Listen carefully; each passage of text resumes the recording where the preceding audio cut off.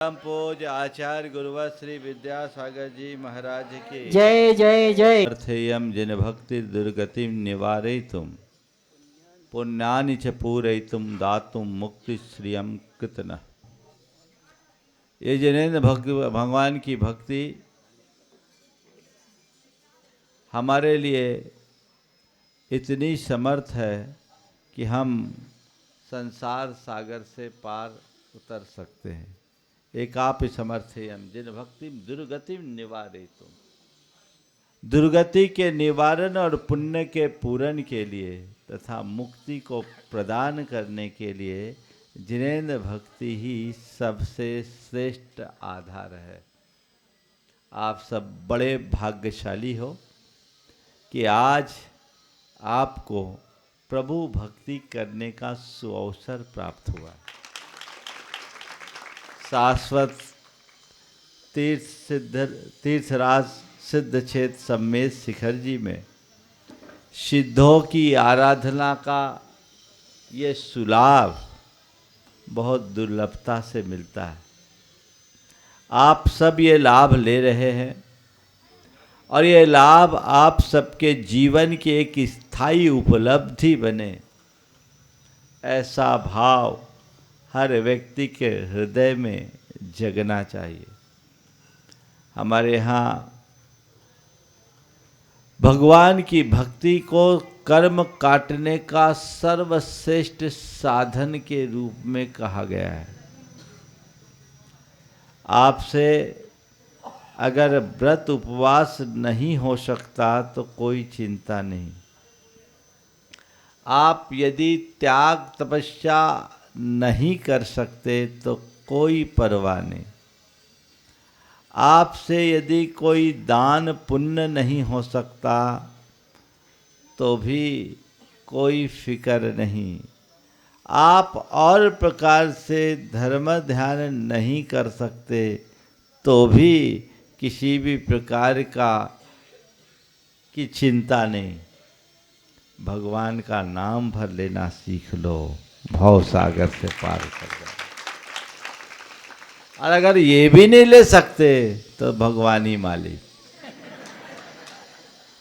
भगवान का नाम सबसे श्रेष्ठ साधन। बोलो, नाम लेने में, नमोकार जपने में क्या लगता है? भगवान का नाम लेने में क्या लगता है? व्रत उपवास करने में तो थोड़ा शरीर को मन को कष्ट होता है ना। त्याग तप करने में भी तन मन को थोड़ा कष्ट महसूस होता है और दान धर्म करने में भी बहुत कुछ निकालना पड़ता है। लेकिन भगवान का नाम लेने में क्या करना पड़ता है? हाँ बोलो, फिर लेने में पीछे क्यों रहते हो? जिसमें कुछ नहीं करना पड़ता लोग उसमें ही पीछे रह जाते हैं। वजह क्या है? भगवान के प्रति मेरे हृदय की भक्ति बलवती कैसे हो? चार बातें आज आप सबसे कहूंगा। भक्ति अपने आप उभरेगी, उमड़ेगी। सबसे पहली बात, हृदय में श्रद्धा हो। क्या हो? श्रद्धा हो। आप लोगों के अंदर श्रद्धा है कि नहीं है? महाराज, श्रद्धा नहीं होती तो हम यहाँ कैसे आते? श्रद्धा ही तो खींच के आई है ना? है ना? पर देखो तो तुम्हारी श्रद्धा क्या है? श्रद्धा तो है पर कैसी है? बड़ी है, छोटी है, कच्ची है, पक्की है, सच्ची है, झूठी है, कैसी है? हाँ, सच्ची है ना? सच्ची है, पक्की है, ऐसी ही होनी चाहिए। पर हम अपने मुंह से कह दे कि मेरी सच्ची श्रद्धा है तो श्रद्धा सच्ची थोड़ी होगी। क्या श्रद्धा है तुम्हारे अंतरंग में? भगवान के प्रति तुम्हारे हृदय में श्रद्धा है तो कैसी श्रद्धा है? क्या श्रद्धा है? बोलो। अंतरंग और बहिरंग नहीं, क्या श्रद्धा है? भगवान को क्या मानते हो? भगवान के प्रति क्या श्रद्धा है? किस श्रद्धा से प्रेरित होकर के यहां आए हो? हाँ, ये सब रटे रटाए। बोलो इधर वाले, बोलो कोई। हाँ, आशीर्वाद प्राप्त करने। देखो, हम बोले हम लोगों की श्रद्धा भी 4 तरह की होती। एक तो परंपरागत हमें धर्म के प्रति संस्कार मिले हैं और हमें बताया गया है कि हमें भगवान की सेवा भक्ति करनी चाहिए, सो हम करते आए। एक श्रद्धा ये है। दूसरी श्रद्धा, अरे भगवान की भक्ति करेंगे, श्रद्धा है, सिद्ध चक विधान करेंगे, देव शास्त्र गुरु की पूजा करेंगे तो हमारे सारे विघ्न बाधाएं टल जाएगी, रुके काम चले जाएंगे, बढ़ जाएंगे। ये भी एक श्रद्धा है। तीसरी श्रद्धा है कि भगवान की भक्ति करेंगे तो स्वर्ग जाएंगे, सद्गति मिलेगी या थोड़ा पुण्य मिलेगा। ये तीसरी श्रद्धा है। और चौथी श्रद्धा कि भगवान की भक्ति करेंगे तो हमारा जीवन पवित्र बनेगा। अब अपनी श्रद्धा की पड़ताल करो। कौन सी? 1 नंबर, 2 नंबर, 3 नंबर, 4 नंबर? हाँ, ईमानदारी से हमारे सामने कह जरूर रहे हो। हाँ, बोला महाराज हम तो आपसे एक ही बात सीखे, सब काम 1 नंबर में हो, 2 नंबर रहो। हाँ, ये बात सही है। हम बड़े भाग्यशाली हैं कि ऐसे परिवार में हमने जन्म लिया जहां हमें जन्म घुट्टी में धर्म के संस्कार मिले। वे लोग बड़े भाग्यहीन हैं जिन्हें ऐसा सुलाभ नहीं मिला, धर्म के संस्कार ही नहीं मिले, पाप पाखंड में उलझ करके जिनने अपना जीवन बिता दिया। अपने माँ बाप का, अपने कुल का, अपने खानदान का आभार प्रकट करो और अपने भाग्य को सराहो कि हमें ऐसे कुल में जन्म लेने का अवसर मिला। उनने हमें परंपरागत श्रद्धान दे दिया, संस्कार देके, लेकिन उस श्रद्धा का मूलभूत जो प्रयोजन है वो सदैव हमारे आंखों के सामने होना चाहिए। प्रयोजन क्या? हमारा प्रयोजन मेरे जीवन की पवित्रता, मुझे भव सागर से पार उतरना है। प्रायः हम लोगों की सतही श्रद्धा होती है। हमें तो याद है जब हम छोटे थे, स्कूल में परीक्षा होती थी, बेटा एग्जाम, मंदिर जाके स्कूल जाना, रिजल्ट खुलना है तो जाओ पहले मंदिर जाओ, मंदिर जाओगे तो रिजल्ट अच्छा आएगा। अब समझते रिजल्ट तो मेरा बना हुआ था, भगवान क्या अच्छा करेंगे। लेकिन कुछ लोग ऐसे ही हैं। एक बच्चा भगवान के सामने प्रार्थना कर रहा था और भगवान से कह रहा था, भगवान मुंबई को भारत की राजधानी बना दो, मुंबई को भारत की राजधानी बना दो, मुंबई को भारत की राजधानी बना दो। बहुत देर से यही बात रट रहा था। एक युवक ने पूछा, बोला भैया भारत की राजधानी दिल्ली है, मुंबई बनाने से तेरे को क्या फ़ायदा होगा? बोले और को फ़ायदा हो या ना हो, मुझे तो हो जाएगा। बोले क्या? बोले मैंने पेपर में गलती से भारत की राजधानी मुंबई लिख दी।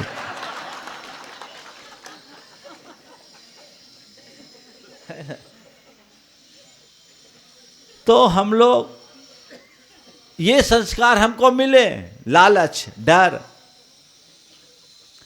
भय और लोभ से ग्रसित होकर जब हम धर्म करते हैं तो धर्म की मूलभूत आत्मा हमसे छिटककर दूर चले जाती है।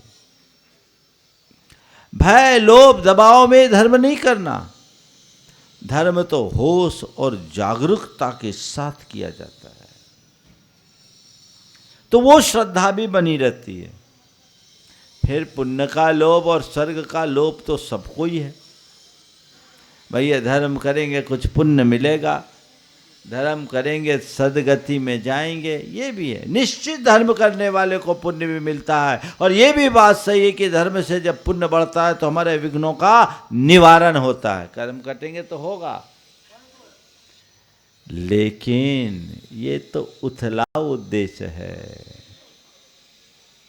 धर्म करने से पुण्य मिलेगा, इस विश्वास के साथ धर्म करने की जगह धर्म करूंगा तो मेरा जीवन पुण्य बनेगा, इस श्रद्धा से धर्म करो। मुझे अपने जीवन को पुण्य यानी पवित्र बनाना है। अपने अंदर एक रूपांतरण घटित होना चाहिए। इस श्रद्धा के साथ जब हम भगवान की भक्ति करते हैं तो जीवन में 4 चांद लग जाते हैं। हम लोग श्रद्धा की भी बात करते हैं, पर भगवान के प्रति जितनी श्रद्धा रखते हैं उससे ज़्यादा औरों के प्रति होती कि नहीं होती, बोलो। एक भगवान के प्रति श्रद्धा और एक भगवान के प्रति ही श्रद्धा।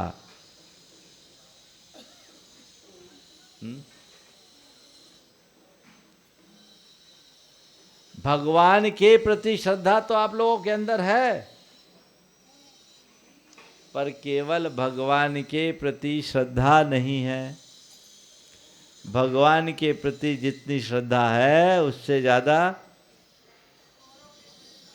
अपने शरीर के प्रति, अपनी संपत्ति के प्रति, अपने परिवार के प्रति है ना, वो खींच लेता है हमें। वो जो झुकाव है वो हमें भगवान से अलग कर देता है। तो मेरी श्रद्धा ऐसी हो कि मैं भगवान का ही हो जाऊं।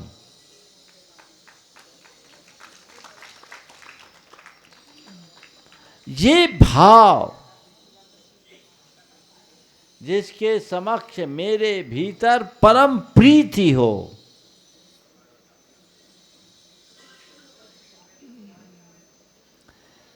एक युवक ने भगवान से कहा कि भगवान आपने मेरे साथ बड़ा गलत किया। क्यों? बोला मैं आपसे इतना प्रेम करता हूँ और आपने मुझे इतना आगे बढ़ाकर हाथ क्यों खींच लिया? आप मुझसे प्रेम क्यों नहीं करते? और जब आपको प्रेम करना ही नहीं था तो आपने मुझे इतना आगे क्यों बढ़ाया? एक तरफा तो नहीं होता, कम से कम एक तरफा तो नहीं होता। आपने मुझसे इतना आगे बढ़ा दिया और अब आप मेरे साथ नहीं हो, कैसे काम चलेगा? भगवान ने कहा मैं तुझसे प्रेम करने को राजी हूं, मैं तुझसे प्रेम करने को राजी हूं, पर तू ये तय कर कि तू केवल मुझसे ही प्रेम करेगा।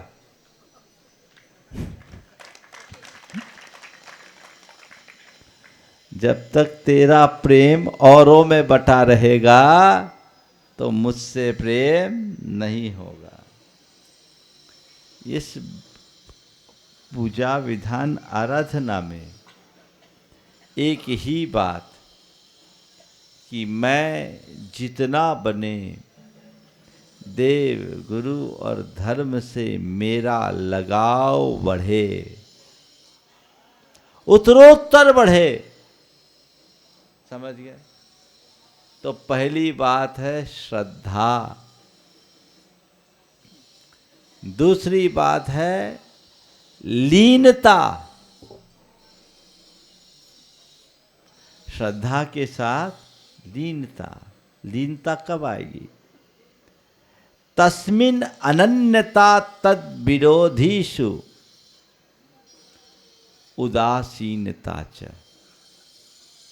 भगवान की भक्ति करो तो जिसकी भक्ति कर रहे हो उसमें अनन्य हो जाओ, और उसके विरोधियों से उदासीन हो जाओ। भगवान से अनन्यता और भगवान के विरोधी कारकों से उदासीनता। कौन कौन से कारण है जो भक्ति में बाधा बनते, बोलो। क्या? हाँ, मोह, ये तो शास्त्रीय शब्द है ना। तुम्हारा पैसा, तुम्हारा व्यापार, तुम्हारा परिवार, तुम्हारा कारोबार, तुम्हारा घर, तुम्हारे रिश्ते, तुम्हारे नाते, तुम्हारा शरीर, यही है ना जंजाल। क्या है साहब? वो खींच लेता है। ये भगवान के विरोधी हैं जो भक्त को विभक्त बना देता है। तो तस्मिन अनन्यता, भगवान में अनन्य हो और तद विरोधी से उदासीनता। और अनन्यता कब होगी? अन्याश्रयानाम त्यागो अनन्यता। भगवान को छोड़कर अन्य आश्रयों के त्याग का नाम अनन्यता है। अन्य आश्रयों को त्यागो। अब अन्य आश्रय को रखोगे तो अनन्य कैसे बनोगे? अन्य हो जाओगे, है ना। पर हम लोगों की ऐसी दुर्बलता है कि सोचते भी हैं तो भी बार बार बार बार मन उधर ही खिंचा चला जाता है। मन बार बार वही काम करने के लिए उद्यत और उत्सुक होता है ना। तो उस उत्सुकता को समाप्त करना हमारा मूलभूत लक्ष्य होना चाहिए।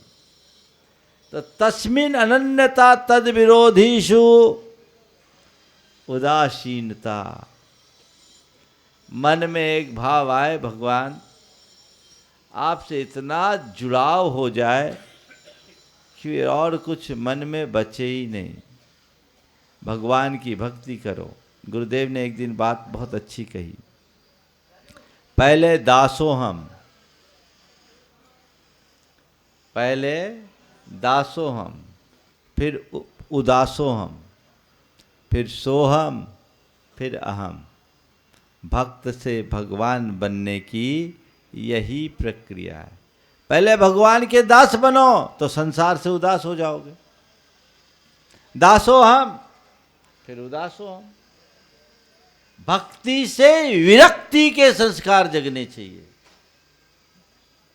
तो दासोहम, फिर उदासोहम, फिर सोहम। भगवान जो आप हो वही तो मैं हूं, मुझ में और आप में कोई मौलिक अंतर। सोहम, फिर अहम, फिर सोहम भी खत्म, स्वयं का स्वरूप प्रकट हो जाए। तो वो अनन्यता अंतरंग में घटे और उससे जो उदास विरोधी है उसके प्रति उदासीनता बढ़े, अन्न का आश्रय छूटे। आप लोग बोलते हो भगवान को, अन्यथा शरणम नास्ति तमेव शरणम मम तस्मात् कारुण्य भावेन। भगवान को सुनाते हो? ईमानदारी से बोलो, भगवान का याद सबसे अंत में होता है? भगवान की याद सबसे आखिरी में होती कि सबसे पहले? सब हो जाए तब कहेंगे अब चलो भगवान आए। हाँ, कहाँ हैं हम? बातें तो बड़ी कर देते हैं। ये हमारे श्रद्धान की कमजोरी है। पहले भगवान याद आना चाहिए।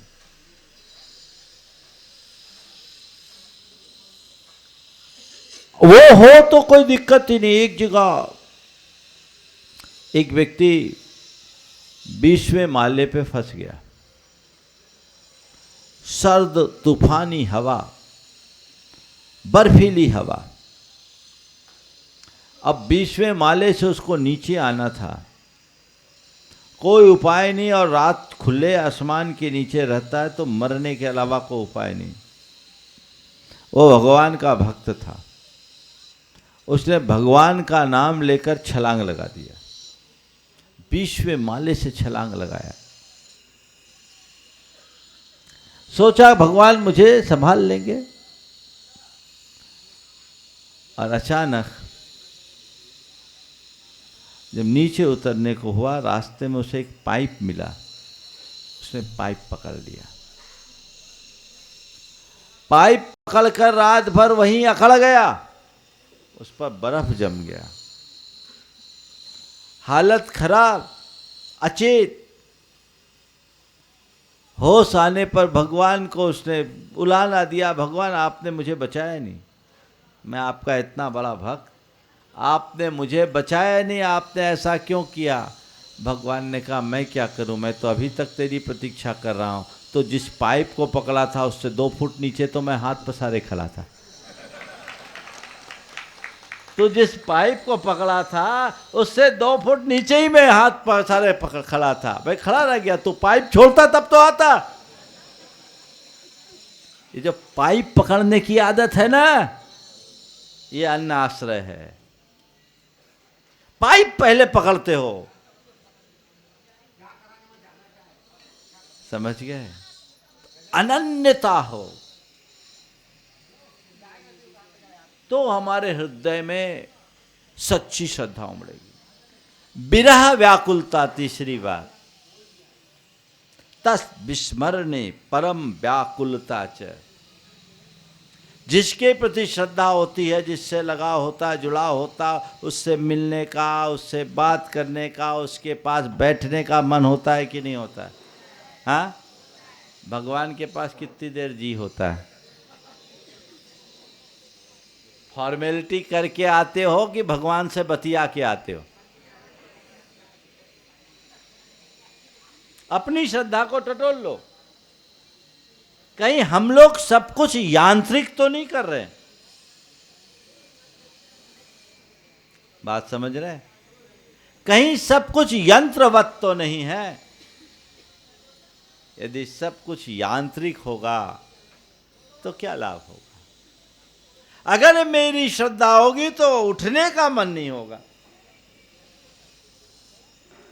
आप लोग बोलते हो तुम बिन मैं व्याकुल भयो, जन्म जरा मेरी हरो। कभी व्याकुलता हुई? पूजा में 10 मिनट लेट हो जाए तो जरूर पेट में चूहा कूदने से व्याकुलता हो, है ना?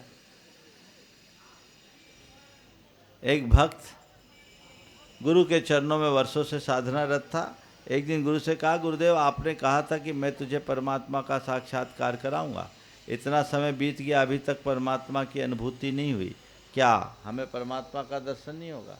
बोले चल आज मैं कराता हूँ। कुटिया के पास में एक नदी बहती थी, गुरु शिष्य दोनों कमर तक पानी में उतरे और अचानक गुरु ने शिष्य के गर्दन को झटके से पकड़कर पानी में डुबो दिया। शिष्य अगबकाकर पूरी ताकत से उठा। बोले गुरुदेव ये क्या? गुरु ने कहा ये बता, तूने आज तक मेरे किसी काम का प्रतिवाद नहीं किया, आज तूने ऐसा क्यों किया? आज तूने ऐसा क्यों किया? कहा गुरुदेव अगर प्रतिवाद नहीं करता तो मैं मर जाता, वहां तो श्वास लेना मुश्किल हो रहा था, श्वास लेना मुश्किल हो रहा था, मैं कैसे करता? पर गुरुदेव आपने ऐसा किया क्यों? बोले मैंने किया कुछ नहीं, तेरे सवाल का जवाब दिया। जैसे तेरे भीतर श्वास के अभाव में घुटन हो रही थी, वैसे ही परमात्मा के अभाव में जिस दिन घुटन होगी उसी दिन तो उसका साक्षात्कार कर लेगा। वो घुटन, समझ गए? और चौथी बात, हर्ष भाव। क्या? मन में हर्षातिरेक।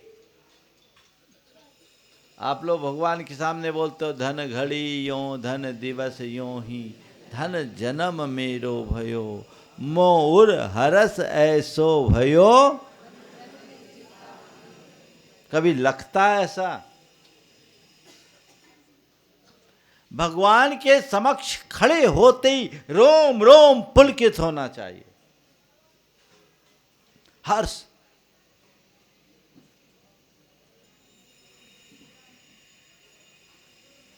तुम दर्शन ते पुलक शरीरा, गदगद गीरा नयन बहे नीरा। रोम रोम पुलकित हो जाए, मोय उर हरस ऐसो भयो, मनोरंक चिंता मणि लयो। रंक को चिंता मणि रत्न मिल जाए तो उसके हर्ष की क्या अनुभूति। कभी भगवान के चरणों में जाने पर ऐसे हर्ष का अनुभव हुआ? कुछ मिल गया? जब तक ऐसा हर्ष भाव नहीं होगा तो मिलेगा क्या? एक प्रकार की आत्ममुग्धता होगी कि मैंने बहुत कुछ पा लिया। आंतरिक हर्ष ये मेरे जीवन का सबसे मूल्यवान क्षण है, ये घड़ी धन है, ये दिवस धन है, ये जीवन धन्य हो गया। आप लोग बोलते अद्य में छालितम गात्रम नेत्रे च विमलीकृते स्नातो हम धर्म तीर्थे सो जिनेन्द्र तव दर्शनात्। आज मेरा रोम रोम पुलकित हो गया, मेरे नयन विमल हो गए, अब तो मैं धन्य हो गया। ऐसे भाव हृदय में जगाएं तो हमारा जीवन धन्य हो सकता है और हम अपना कल्याण कर सकते हैं। तो आप सबका कल्याण हो, आप सबका मंगल हो, आप की ये आराधना जीवन की श्रेष्ठतम आराधना बने। इस भाव के साथ, इसी भाव के साथ यहीं पर विराम। बोलिए परम पूज्य आचार्य गुरुवर श्री विद्यासागर।